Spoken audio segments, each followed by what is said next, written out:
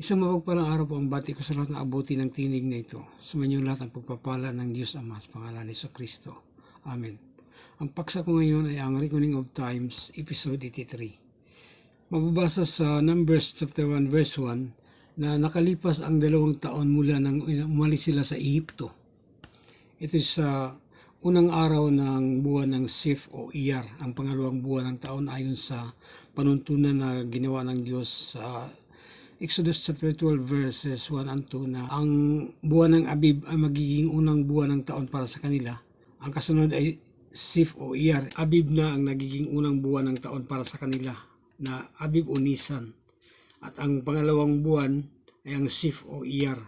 Numbers chapter 1 verse 1, may 2 taon na mula nang sila'y umalis sa Ehipto sa unang araw ng buwan ng Sif o Iyar. Ito sa taong 2503 o 1497 BC.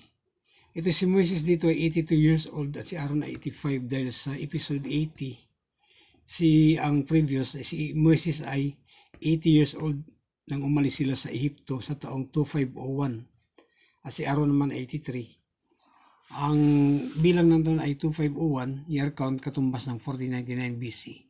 I-add lang itong year count plus BC is 2501 plus 1499 BC is 4000 year count BC. So, ang episode 83, si Moses dito ay 82 years old. Dito sa episode 82 ay 80. So, 2 taon. Dito, ang gagamitin na chart of generation table ay iba na. Ito na ang gagamitin dahil hindi na ma-trace ang kanilang generation sequence. Ito na lang ang time sequence ang makukuha. Dahil umalis sila sa Ehipto ng 80 years old si Moises. Dito ipapakita ko rin dito kung bakit 80 years old si Moises. Pagdating ng next episode ng pagkamatay na ni Moises. Kung kaya dito, ito na si Moises, ito yun ang chart na ginagamit. Ito may chart of the generation table. Ito chart na ito yun ang 80 years old si Moises dito. Umalis siya sa Ehipto sa taong 2501 katumbas ng 1499 BC. Ito ang first chart of generation table. Ito naman ang second chart of generation table.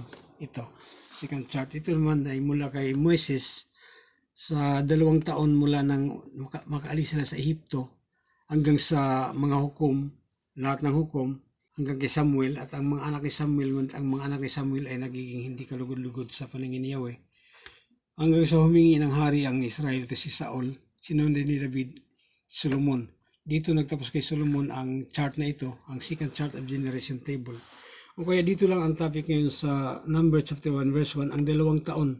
Nang makaalis sila sa Ehipto, 2 taon na ang nakalipas. At dito rin, inutusan si Moises ng Diyos na si Yahweh na gumawa ka ng talaan ng buong Israel ayon sa kanilang lipi. Itala mo ang lahat ng lalaki mula sa gulang na 20 pataas. Dito ang 20 pataas. O kaya dito, sa mga unahan pang nangyayari, kasi sila tumagal dito ng 40 years sa ilang dahil dito sa pagtala na ito na 20 years pataas. Lahat ng lalaki na kabilang sa hukbo ng Israel. Dahil nakagawa sila ng pagkakasala sa Diyos nung inutosan sila ni Moises na pinatiktikan ni Moises ang Kanaan, itong 2 years na makalipas na silang makaalis na sa Ehipto. Yung 10 lipi dito ay tinakot nila ang bayang Israel na napakalaki ang mga tao doon sa Kanaan, mga higante. Ngunit si Caleb at Joshua lang ang nagulat ng tama na may pananalig sa Diyos na kayang-kaya nila ito dahil kasama nila ang Diyos. O kaya sa galit ng Diyos, nasabi niya dito na walang isa man sa inyo na makakatawid sa lupang pangako maliban kay Josue at kay Caleb. Kabilang si Moises at Aaron. Kung kaya lahat dito, itong pagtatala na ito dito, 20 pataas. Kung sila tumagal hanggang sa maubos lahat ang salinlahi na ang mga tao na ito ang 20 pataas. O kaya ang nakatawid lang dito ay ang 20 pababa.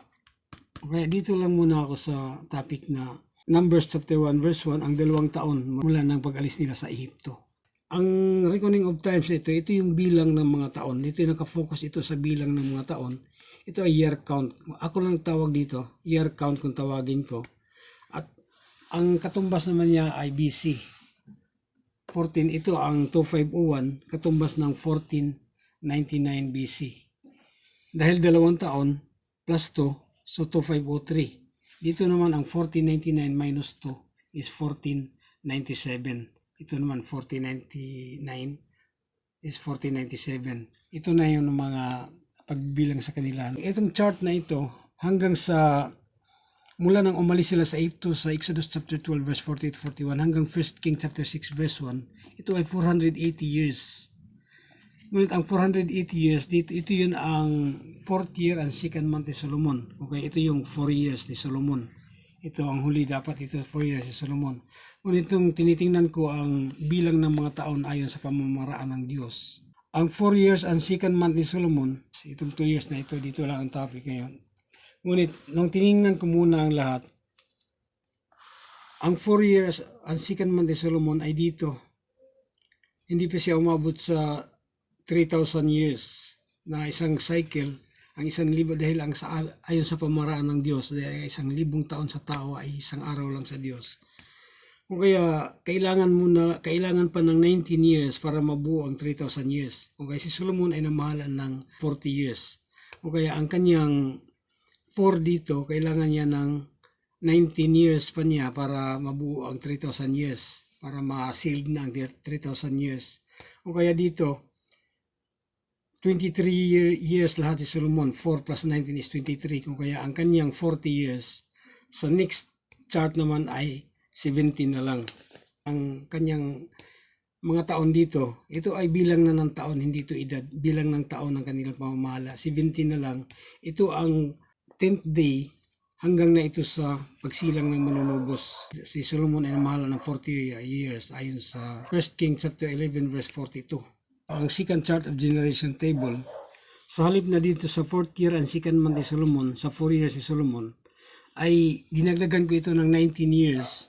Ang 2501 hanggang 2981 year count ay 480 years, katumbas ng 1499 hanggang sa 1019 BC is 480. At dahil ang kailangang mabuo ang 3,000 years, ayon sa pamamaraan ng Diyos sa pagbilang, ang 19 dito ay ito na kinuha ko na ang 19, ito na yung 19 ay nilagay ko na rito para mabuo ang 3,000 years. Kung kaya mula 2981 plus 19 is 3,000. 3,000 na dito. Sa BC naman siya ay 1,000 BC. Mula 2501 hanggang 3,000, ito 499 years. Mula 1499 hanggang sa 1,000 is 499 years. Okay, dito na ito sa 3,000 to 1,000. Ito lang ang topic ngayon sa 2 years. Si Moises, umalis siya sa Egypto ng 80 years old. Ito ang 9th day structure. Ang last topic ay ang dito sa 2501, umalis sila sa Egypto. Si Moises dito ay 80 years old. Ito ay sa taong 2501, katumbas ng 1499 BC. At ang topic ngayon ay dito lang sa 2 years. 2 years ang nakalipas mula nang umalis sila sa Egypto. Kung kaya si Moises dito ay 82 years old. Ito sa taong 2503, katumbas ng 1497 BC. Hanggang dito lang muna. Sumayin niyo lahat ang pagpapala ng Diyos Ama sa pangalan ni Jesucristo, ang bugtong anak ng Diyos, ang manunubos ng sanlibutan. Amen at amen.